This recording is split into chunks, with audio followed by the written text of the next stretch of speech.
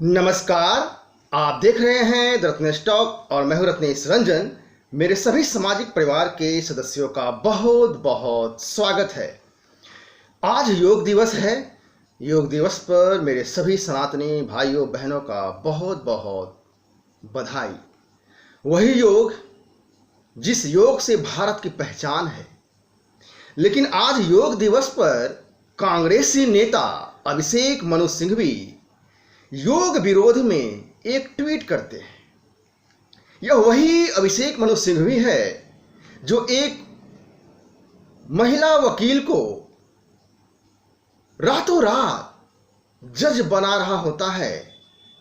महिला सशक्तिकरण के नाम पर महिला के साथ आपत्तिजनक स्थितियों की जो कारनामे हैं सीडी में कैद हो जाती है। खैर, आज बात करूंगा योग के विरोध में अभिषेक मनु सिंघवी की महाज्ञान, योग महाज्ञान कांग्रेसियों का, जिसमें योग का विरोध होता है। ट्वीट करते हुए अभिषेक मनु सिंघवी कहता है, ओम के उच्चारण से योग ज्यादा शक्तिशाली नहीं हो जाएगा और न ही अल्लाह कहने से योग की शक्ति कम हो जाएगी। इससे पहले कि मैं एक सूक्ष्म विश्लेषण आपके सामने रखूं, मैं अपने देखने वालों से कहना चाहूंगा और इस अभिषेक मनु सिंघवी जैसे चाटुकारों से भी कि ओम के उच्चारण से क्या होता है नहीं होता है यह बात का विषय है, लेकिन तुम अल्लाहु अकबर या फिर सिर्फ अल्लाह का उच्चारण खुले रोड पे कर लो तो इसकी हकीकत पता चल जाएगी। सारे के सारे पब्लिक रोड पर, उस सड़क पे, उस जगह से खाली हो जाएगी। तो यह है अल्लाह या फिर अल्लाहु अकबर कहने की महत्ता। खैर, इससे ज़्यादा मैं क्या बोलूं, आप खुद इस चीज़ को समझते हैं। योग से नफरत, चूंकि मोदी से विरोध है, मतलब कि मोदी से नफरत में योग से नफरत है, और अब योग नफरत में ओम से नफरत है। और ओम से नफरत का मतलब पूरी सनातनी संस्कृति परंपरा से नफरत। इसमें भी कोई दो राय नहीं होनी चाहिए। दरअसल यही चरित्र कांग्रेसियों का रहा है। कांग्रेस का चरित्र रहा है देश की संस्कृति, देश की परंपरा, राष्ट्रीयता से नफरत। लेकिन ऐसे चरित्र वालों का होना भी जरूरी है। आप इस बात पे गौर करें, आपको मेरी बात पर ताज्जुब होगा कि ऐसे चरित्र वालों की आवश्यकता क्या है। तो मैं अपने चाहने वालों से, मैं अपने देखने वालों से, मैं अपने फॉलोअर से, मैं अपने मित्रगण से, मैं अपने सभी सनातनी भाइयों बहनों से कहना चाहूँगा कि ऐसे चरित्र वालों की भी समाज में, देश में आवश्यकता पड़ती है, ताकि अच्छे बुरे का फर्क न हो सके, अच्छे बुरे का ज्ञान हो सके, ताकि कांग्रेस अपने हरकतों से याद दिलाता रहे कि पिछले 7 दशक में क्या क्या उसने किया है। साथ ही साथ सुर, असुर और देवता में अंतर पता चल सके। इसलिए ऐसे चरित्रहीनों का होना भी जरूरी है। योग दिवस पर अपेक्षा की जानी चाहिए कि कांग्रेसी ओम का उच्चारण करें ताकि इनके अंतःकरण की शुद्धि हो सके।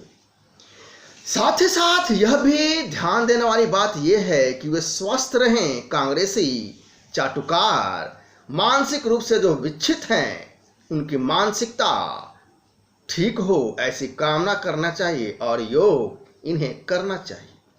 मोदी ने योग शुरू नहीं किया है, आप सभी इस बात को ध्यान दें। और विशेष रूप से ये कांग्रेसी वामपंथी लेफ्ट लिबरल जिहादी गैंग, मोदी ने ना इस योग को शुरू किया है और न ही बाबा रामदेव ने योग की शुरुआत करी है।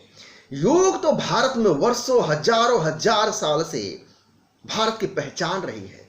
योग हमारी संस्कृति की पहचान है। योग पद्धति हमने दुनिया को दी है। आज उसी पद्धति को पूरी दुनिया अपनाई है, आत्मसात करा है। दुनिया ने योग को अपनाया है, योग के कारण दुनिया में भारत का सम्मान है। अंतर्राष्ट्रीय योग दिवस पर ऐसा लगता है मानो कांग्रेस ने ठान लिया है कि कांग्रेस पार्टी का उद्देश्य भारत का विरोध, भारतीय संस्कृति, भारतीय परंपरा का विरोध। क्या योग से नफरत सिर्फ इसलिए कि योग का अंतर्राष्ट्रीयकरण करने का जो सेहरा है, जो क्रेडिट है, मोदी सरकार के नाम है? लेकिन इन गंवारों को, इन जिहादियों को, लेफ्ट लिबरल वामपंथियों को, राष्ट्रद्रोहियों को कौन समझाए कि मोदी ने योग शुरू नहीं किया है। कांग्रेस धीरे धीरे अपना वजूद खोती जा रही है, गर्त में जा रही है, रसातल में जा रही है। 2014 में मोदी जी ने एक नारा दिया, गांधी जी का सपना साकार करना है, कांग्रेस मुक्त भारत। चूंकि महात्मा गांधी जी ने कहा था, चाहते थे कि आज़ादी मिलने का जो उद्देश्य है, आज़ादी के बाद वह उद्देश्य पूरा हो गया, तो इसलिए कांग्रेस को भंग कर दिया जाए। लेकिन कांग्रेस इतनी उतावली है मोदी विरोध में कि आज के तारीख में ऐसा लगता है कि कांग्रेस मोदी को यह क्रेडिट भी नहीं देना चाहती है, मोदी यह क्रेडिट न ले जाए कि कांग्रेस मुक्त भारत बनाने में मोदी का योगदान रहा है। अब तो मोदी से नफरत का आलम यह है कि नरेंद्र मोदी कहीं कांग्रेस के खात्मे का क्रेडिट न ले लें, इसलिए कांग्रेस खुद अपना वजूद खत्म करने पर तुली हुई है। और शायद यही वजह है, यही कारण है कि कांग्रेस ऐसे बयानबाजी, भारत विरोध में, भारत की परंपरा के विरोध में, भारत की संस्कृति के विरोध में, भारत के महान इतिहास के विरोध में, भारत की जो राष्ट्रीयता सोच है उसके विरोध में यह बयानबाजी और हरकतें सदैव सभी के सामने आती रहती हैं। अंतर्राष्ट्रीय योग दिवस पर भी ऐसा लगता है मानो योग से भारत को दुनिया भर में, भारत की संस्कृति को, भारत की स्वास्थ्य पद्धति को दुनिया भर में मान्यता मिली है। कांग्रेस ने इसी को मोदी की मान्यता मान लिया है, कांग्रेस ने इसी को मोदी की मान्यता मान लिया है। और इसलिए मोदी विरोध में निरंतर गर्त में जाते हुए कांग्रेस ने इस योग का विरोध करना शुरू कर दिया। योग के विरोध का आलम यह है कि ओम उच्चारण करना भी इसे नागवार गुजर रहा है। वो ओम जो माना जाता है भारत संस्कृति, सनातनी परंपरा में, और इसे पूरी दुनिया में माना जाता है, जाना जाता है, वही ओम जिसके उच्चारण मात्र से शारीरिक और मानसिक रूप से आंतरिक शुद्धिकरण होता है, जिसे स्वस्थ की संरचना तय होती है।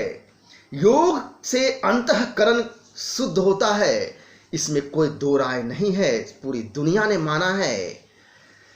और इसलिए जब आप ओम का उच्चारण करते हैं, शरीर की पूरी ग्रंथि सक्रिय हो जाती है, एक प्रकार का कंपन होता है, वाइब्रेशन होता है, शरीर की एक एक कोशिका सक्रिय होती है।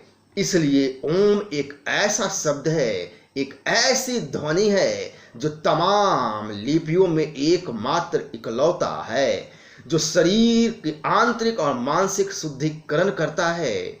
और अंत में मैं आप सबसे कहना चाहूँगा, यह ब्रह्मांड का नाद है, ओम उच्चारण। जो इसे नहीं समझ सका वो और क्या समझेगा। तो यह था पूरा विश्लेषण। आशा करता हूं यह विश्लेषण आपको अच्छा लगा होगा। आप इस वीडियो को लाइक शेयर अवश्य करें। साथ ही जो लोग इस वीडियो को देखने वाले नए हैं, जिन्होंने सब्सक्राइब नहीं किया है, कृपया सब्सक्राइब करें ताकि अपडेटेड वीडियो का नोटिफिकेशन आपको मिलता रहे। नमस्कार, जय हिंद, वंदे मातरम।